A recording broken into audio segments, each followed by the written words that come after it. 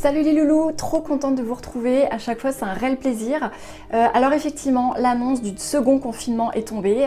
Je sais que c'est difficile pour certains et certaines d'entre vous, puisque oui, vous ne pourrez pas voir les copains, oui, il n'y a plus d'activités extrascolaires comme le théâtre, comme le sport, pour se dépenser et autres. Maintenant, pour vous aider, je voulais juste vous expliquer, vous faire passer un tout petit message. Votre vie, c'est comme un cercle.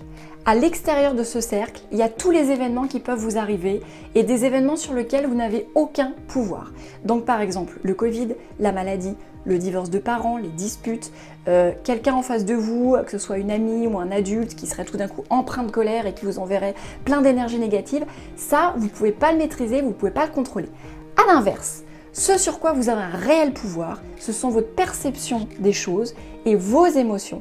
C'est-à-dire que quelqu'un peut m'envoyer toute sa colère, à vous de voir si ça vous impacte, si vous aussi vous allez rentrer dans cette colère et dans des énergies négatives, ou bien si vous allez prendre du recul et effectivement analyser la situation, peut-être apprendre quelque chose de la situation, et là je vous renvoie à ma vidéo sur l'esprit en développement, où voilà, on se pose des questions. Mais en tous les cas, vos émotions, c'est vous qui décidez si vous avez envie d'être heureux ou pas, si vous avez envie d'être de super bonne humeur ou avoir une énergie de dingue. Donc voilà, donc ça, les émotions, c'est la seule chose sur laquelle vous ayez le contrôle. Donc oui, nous sommes en Covid, je l'entends. Oui, nous sommes en reconfinement, je l'entends.